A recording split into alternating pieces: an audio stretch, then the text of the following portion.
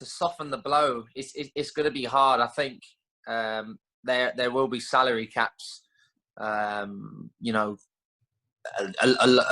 the whole of the Football League and National League. I don't feel chairmen will be forking out as much money as they have been.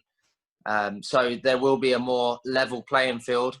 I think it will bring more opportunities to younger players who are able probably to take the financial hit, whereas older players will probably need to, some will have to look for other careers. For example, if they're not able to get the financial income that they need to either pay bills or pay their mortgages off or sustain the lifestyle that they've been living, players will have to look at other careers or, looking at part-time and accommodating another job to supplement the wages they would be getting. So The VAR Show. The one place for your weekly football update.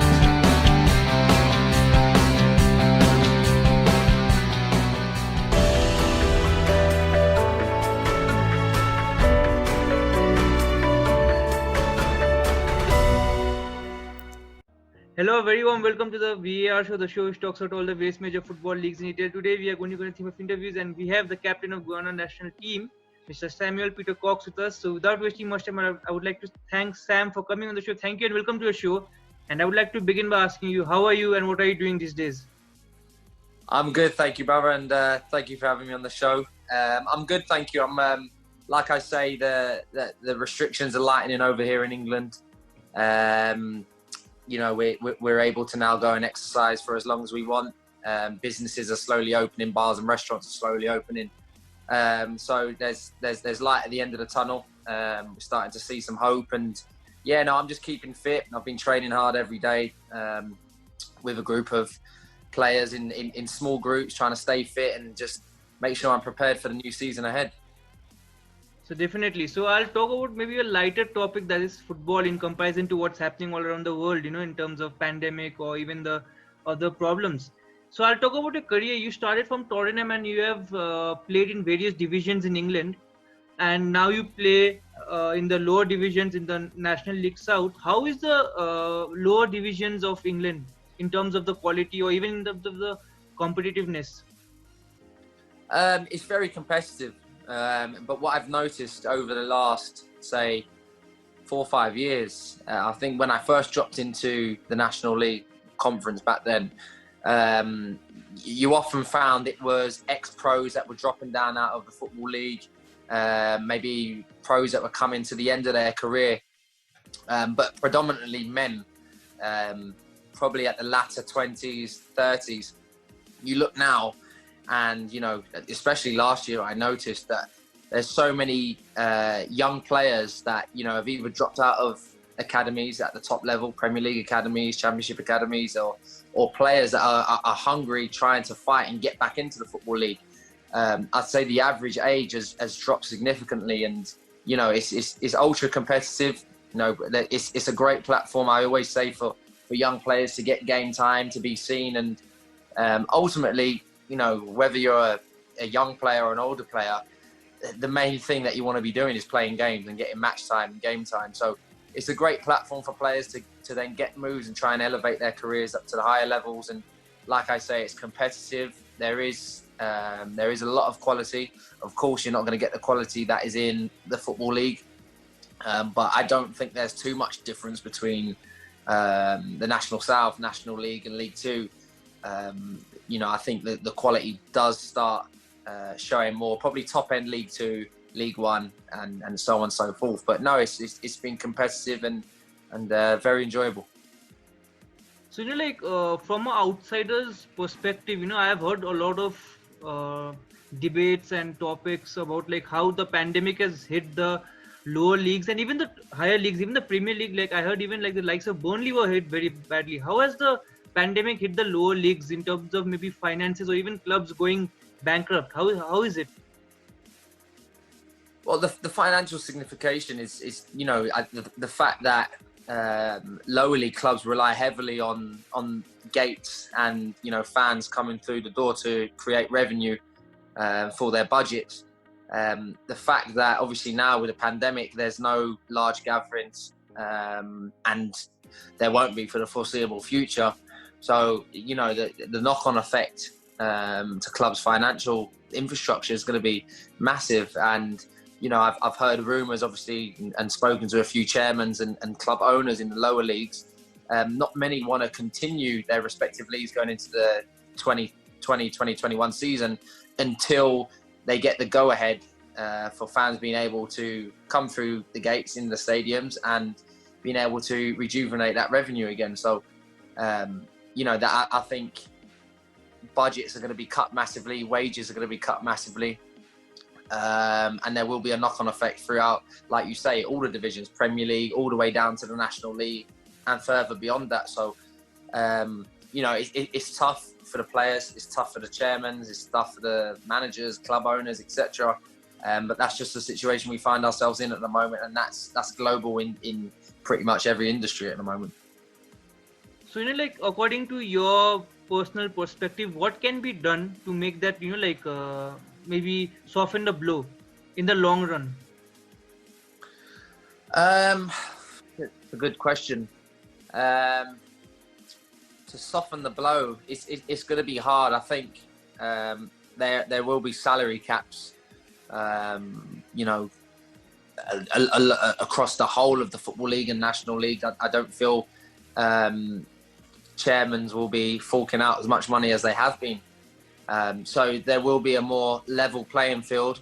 I think it will bring more opportunities to younger players who are able probably to take the financial hit, whereas older players will probably need to, some will have to look for other careers. For example, if they're not able to get the financial income that they need to either pay bills or pay their mortgages off or sustain the lifestyle that they've been living, you know, players will have to look at other careers or, you know, looking at part-time and accommodating another job to supplement the wages that they would be getting. So in terms of softening the blow, it's a tough one. It's going to be a tough hit for everyone, but what I will say, this will give opportunities to young players, and again, it will filter out the players that really want to continue and have that love for the game and continue to keep pressing and keep fighting and try and elevate their careers.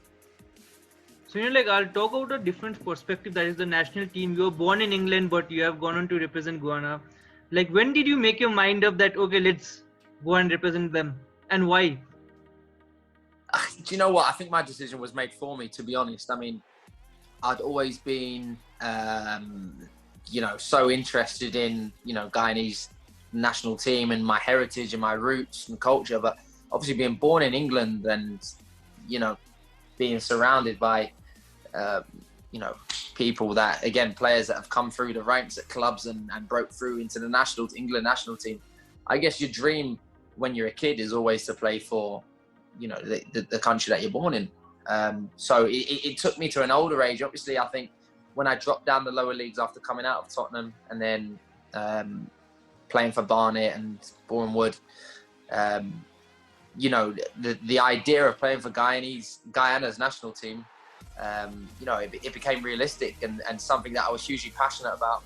Not only was I asking people that I knew of the Guyana national team questions, but I was doing my own research, and I was fortunate that the year I did get selected, I had a really good season at Boreham Wood. Ended up, you know, captaining the club to promotion to the National League, and I'm getting player of the season. And at the end of the season, I got the call from the Guyanese manager, Jamal Shabazz at the time, saying, you know, would you be interested in coming to play in the World Cup qualifiers against St Vincent? And like I say, to get the opportunity to represent my culture, my heritage, my roots, it was an unbelievable feeling for me to be able to get the opportunity to do that. And I made my debut in 2015, and I think a year later I became captain, and they say the rest is history. So yeah, it's been an unbelievable journey, man. So, you know, like, talking of Guyana, like, I really do not know much about the football there, a lot about the Guyana, but according to you, what you have experienced, how is the footballing culture there? Well, this is people ask me this a lot, and predominantly West Indies and the Caribbean and in Guyana, they're cricketing nations, and cricket is the number one sport and has been forever. But there is a core of a community of people that love the game, that embody that true spirit of that footballing mentality of playing and enjoying. And yeah, I would say it's a growing sport in Guyana. It's something that's picked up, especially in my time since coming into the program 2015 to now. I think the significance of us qualifying for the Gold Cup last summer had huge impact on the nation in terms of where they see football, how they see us on a world stage, and now the influence that has had on a younger generation and also the older people that have watched. They see Guyana on the map. I mean, the Gold Cup is viewed by 49 million people across the world. So people that didn't even know the name of our country, they thought our name was Ghana, but we're not Ghana, we're Guyana. So, people know who we are now. People respect us on a footballing level.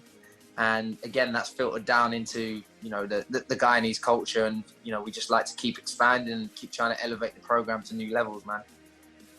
So, since you're the captain, when you come back to play for your club, do your teammates or even your opponents look down upon Guyana as a national team before the Gold Cup? Yeah, I think so. And that's how it's always been since I've been traveling with the national team. A lot of the guys who don't know football in the Caribbean or football outside of Europe, to be honest, they would often ridicule the fact that I would go and play for Guyana. They see it more as you're going on holiday rather than you're actually going to represent your country. So they see you playing in, Jamaica, Barbados, Curacao, these beautiful countries, Puerto Rico, and they think, oh, you're going just to go for a holiday. No, actually, we're trying to elevate the country to new levels. And I think the significance of us qualifying for the Gold Cup actually showed, not only proved ourselves right, but proved these people wrong that thought, this is a jolly up. No, this is not. We take it serious. I'm passionate about helping my country develop. I'm passionate about putting Guyana on the map, and I'm passionate about us increasing our name across the world, across the country. So I feel that's what we've done last year, and we have to keep kicking on from that. And hopefully now we've proved those people wrong, and they see us on telly in the summer, and like I say, viewed by 49 million people playing against the United States and Trinidad, Tobago and Panama, who were previously in the World Cup. I think that showed everyone what is capable, and if you really work hard and you have a dream, then anything is achievable, man. So along with playing, you are also a coach. You are coaching, I think, the Tottenham youth setup, and was that a decision you always wanted to make, that you wanted to get into coaching, or did you see that since you had to drop down the division, you made that decision? Yeah, I think, like I say, that decision was made for me. If I'm honest with myself, coaching was never a passion of mine. Obviously, being a pro at Tottenham and a pro in the Football League, I had no real passion or drive to become a coach at those early ages, especially. Maybe an idea of doing it after football when I retired, but by no means necessary did I expect to be coaching in my mid-20s, So I think obviously dropping down into the lower leagues, and as I say, supplementing my football with another job to give me an all-round wage, which I needed, I was kind of forced into, the decision to coach. I love football. And the only other, for me, in my opinion, the next best job apart from playing football is coaching it. And I started working with one of my former coaches that coached me in grassroots, Nicky Barnes, and he got me involved in soccer camps, working in schools, example. And, I started thinking, I do have kind of a love for this. I'm enjoying this, seeing kids develop, seeing kids improve. And it wasn't before long, John McDermott, the old Spurs Academy director, who was also my academy manager when I was at the club. He asked me what I was doing, seen that I dropped into the lower leagues, and he said, would I like to get involved with the coaching? So I said, sure, I'd love to give it a try. And he got me my badges, he helped me get on my courses to do my badges, got me working in the Tottenham Foundation and community in Enfield and Tottenham. So working in schools, working with kids with disabilities, working with the elderly, all kinds of kids and people with all different abilities, which he was big on understanding different characters, understanding different abilities and personalities, working with an all-round scope of different humans, really. And I think it took me 2 years after he then said, the under-9s, there's no coach, you're going to go in as the under-9s coach. Took on the under-9s, so that's the primary group in the academy. Worked with them for a year, then I moved on to the under-11s, and I've been working with the under-15s and 16s for the last couple of years. So, it's been an unbelievable journey. I've developed a passion for it. I want to help kids and, try and direct them, maybe show them the way where I've gone through that process, seen the ups and downs of the game, and hopefully I can help maximize their potential by them learning from my journey, and also kind of having my own coaching philosophy and style on them to help them improve and get across the line. So, do you plan to be only involved with youth football, or do you want to maybe branch out to senior men's football too as a coach? For sure. No, I think like I say now, I've developed that passion for coaching. Of course, I love working with, the younger age groups, of course. And that's brilliant for now whilst I'm still playing. But I think when I do hang my boots up eventually, senior football is where I want to be. I don't think there's, for me, that replication of winning games and putting points on the board. That's something I love. And I know when that day does come when I hang my boots up, then I'm going to miss that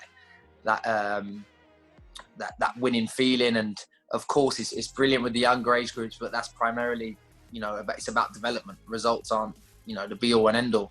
But at first team level and senior level, of course, it's, your job's dependent on it. And I think that will be a big void when I do hang my boots up. And that's something that I would want to do. And for sure, I'd love to give managing a shot. And again, I'd love to manage the national team and try and get as high as possible in the Football League or Premier League. That's the dream. So definitely, so in one of my talks, I had Dwight York come over, and he was also saying that this is very sad actually. This topic, how they are not equal opportunities. People for maybe players, ex-players. Dwight York is one of the legends of the game, and even he's having a hard time to get a good job. How have you encountered such maybe difficulty, maybe in finding job or something? In terms of, I can't. Me personally, I can't say I have, because Tottenham have been brilliant for me in terms of John McDermott watching my development as a player, doing brilliant things for me as a player, and obviously dropping down the lower leagues and bring me back to the club. He made the call to me to try and get me involved with the coaching. So, me personally, I can't say I've had difficulty in terms of getting a job, because Tottenham have been fantastic for me. But I have seen in many cases senior ex-players have found it difficult to get jobs. Black managers find it hard to get jobs once they get sacked from one, and maybe getting another chance is I see it. And maybe now where I'm working at the low age group, maybe I'll find out in the future how hard it really is. But I've bear witness to it, and it is difficult. And you'd like to think now, with everything that's been going on with Black Lives Matters and some of the initiatives that the Premier League have now put in place with the ECAS fame placements for a certain amount of black and ethnic minority coaches to be placed within Premier League and Football League clubs. You'd like to think more is done in that case, but again, it goes back to how many black people and ethnic minorities do we see in the boardrooms, in the executive boxes? How many do we see there? So I feel unless that changes, it's always going to be difficult. But saying that also, no matter what race you're from, you have to make sure that you've got the qualifications for one. You have to make sure that you're ready to go in, and you have to make sure that there is no excuses, and you do absolutely everything to ensure that you're giving yourself the best opportunity. it shouldn't be a case of because I'm black, I deserve that job. No, you have to earn it regardless. And I think all that, we're asking for is equal opportunity. But in the same breath, we have to make sure that we are good enough to do so. And, that's why I'm soaking everything in now, learning from as many people as I can, doing my badges, taking the courses and asking as many questions as I can, because I know when my time does come for me to work with a senior team or become an academy manager, I'm going to be ready, and there's going to be no excuse. There's going to be nobody can tell me that I can't get the job because of my colour of my skin or my ethnicity. I'm going to be the best person for that job, and it's as simple as that. So talking about yourself, okay, and which coach, or you may have multiple coaches who had the major impact in you as a player or even as a person? Do you say what coaches have had the major impact? Yeah. Well, again, it would come down to my foundations at Tottenham, but also I think even going before that, I look at grassroots level and I look at my number one mentor, and that's my dad. He was my coach from as young as I can remember, taking me over the park, teaching me the basics of football. He's a huge football fan, and he'd take me over the park and I'll be smacking shots at him when he was in goal. And yeah, he was my first coach. So I'd have to say, he's been the biggest influence on me. But obviously going throughout my career, I think the likes of Chris Ramsey, who now works at QPR, has been brilliant for me. He was the one that brought me into the club. Bradley Allen, another one who, funnily enough, I've done the full circle at Tottenham. He's the one that brought me in with Chris. And now I'm back working in with the under-15. So it's funny how life works. There's too many to mention. John McDermott, as I say, who's been highly influential throughout my career, not just in coaching, but as a human being as well, and as a man. He's seen me develop as a young teen and see me into adulthood. And he's been like a father figure to me. Alex Inglethorpe, who now works at Liverpool. I still stay in good contact with him. If ever I need anything or ask any questions, he's always there. And, I look at some of the coaches that I've learnt from in recent years who work within the academy: Michael Donaldson, Justin Cochran, Mehmet Ali, Gary Broadhurst, Nick Hardy. There's so many to name, but I think those core of coaches that I mentioned first when I was coming through at Tottenham, Ricardo Moniz is another one who's had a huge impact on my philosophy and outlook when I'm coaching now. So many names to mention, but I think that core of Tottenham coaches are probably the ones that stick out, to be fair. So this is a very interesting topic actually. If I see you do all the podcast on your Instagram, and you're also I think you ran some cross country and all those things. If you weren't a footballer, what would you do? If I what?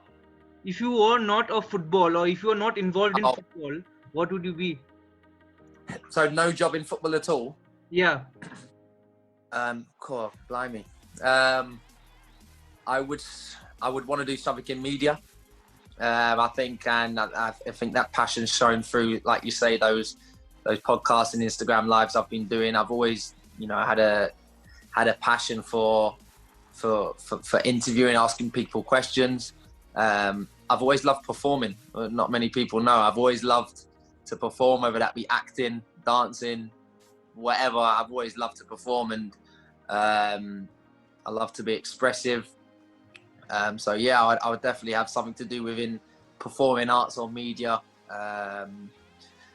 Cross country, do you know what? I was always good at cross country, but I'm going to be honest with you, I hate running. I hate it. I actually hate it. I actually get physically sick of running. I've always been good at it. And I think the pressure, I feel more pressure in having to run than I do actually performing on the pitch and just doing it. I think in school, everybody expected me to win the races and, Sam, you're going to win. But the pressure of taking it on and being the one that everybody, I was literally physically sick beforehand. So I don't think I would have been a cross-country runner. Maybe if I trained in it more. But like I say, I've always had a passion for performing and media stuff. And I also like art too. Art is something that I love. And I love drawing, animation and illustrations. That's something I've got a passion for as well. So yeah, different things outside of football. But yeah, it's all good. So, like talking of your podcast in Instagram, recently you had Marvin Sordell in your Instagram, and he has Yeah, been very vocal for mental health. So, yeah, according to you, that's a subject which not many people touch, or it's a very sensitive topic. I can term it that way. According to you, how important it is, like to discuss with someone or open up, like especially in terms of a footballer. yeah, sure. And I think for those who saw it yesterday, the chat with Marvin was such an eye opener, and he gave such a great insight into, the not only the signs, but dealing with your mental well-being, with your mental health, and some of the protocol that you can go through when you're doing it. I think Marvin made it clear for what he went through. Talking to people and confiding in someone is the best thing that you can do. But yeah, I think the harsh realities and the dark side of football is mental health is going to play a huge part in your career. And Marvin was brilliant in what he was saying yesterday, and he's been a fantastic advocate for people with mental health and opening the stage up for people to talk and discuss. And I think talking is the main thing. Getting help is the main thing. And like you say, it is a sensitive subject, but we as men should be able to express our emotions. It doesn't mean you're any stronger or weaker than the man next to you if you're going through something and you want to confide in someone about that. So like I say, I think expressing an emotion is a huge thing for men in football and all walks of life. So, on that note, I'll talk about your playing career, okay? And you've had quite a successful playing career till now, which many would dream to have. And if you had to choose one moment from your career, which will be the highlight till now, which one would that be? For sure, it would be, walking my country out at our first ever major tournament as captain, Gold Cup, United States, Trinidad and Panama. Those 3 games, without doubt, the proudest and biggest achievement of my career. Seeing my mum and dad in the crowd as well.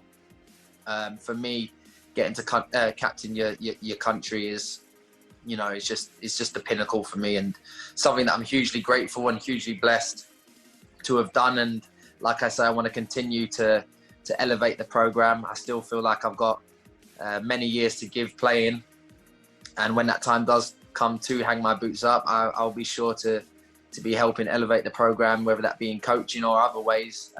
I'm still going to do that. But yeah, I would say the proudest moment, captaining my country at the Gold Cup, and seeing the impact that had on the people of Guyana, for sure. So on that note, I'll ask you, this is my second last question to you, okay? And you are pretty young in your coaching career, but if you had to associate yourself out of these 3 managers in terms of philosophy, whom would you associate yourself more to? Pep Guardiola, Jurgen, Klopp, or Mourinho? I'm not putting in Pochettino because he's currently not working, so I'll put these 3. That's a great question.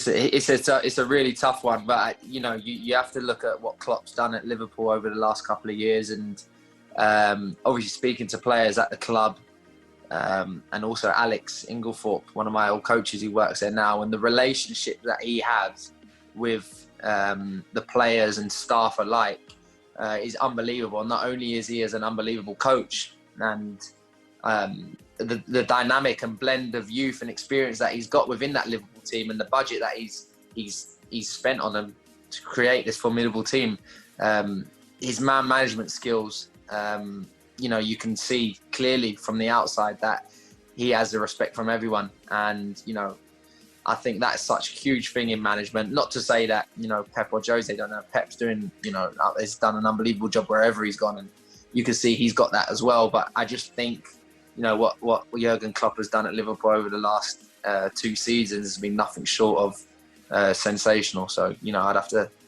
go for Klopp at this time. Probably Jurgen Klopp could probably even lead Nepal to a World Cup. He's that good. Hey, I might be working for Nepal one day. Who knows? Yeah, hopefully. And okay, I'll move on to your last question. This will be probably the toughest for you, in your career, other than maybe even the Gold Cup. Whom do you prefer, Ronaldo or Messi? Messi. Why? Easy one for me. It's funny because we have a lot of football group chats on the WhatsApp, and predominantly everyone would say Messi. I think they're both unbelievable players, and both two players that we won't see ever again in our generation. But for me, being a footballing purist, I would have to say Messi. So, on that note, Sam, thank you so much for talking to me, and I wish you all the best for your future endeavors. Hope you can lead your country to even, bigger glories, maybe even win the Gold Cup and qualify for the World Cup someday, maybe. Who never knows? And even as a coach, best of luck. Thank you. Stay safe. Thank you very much. Thanks for having me on the show. Appreciate it. Take care.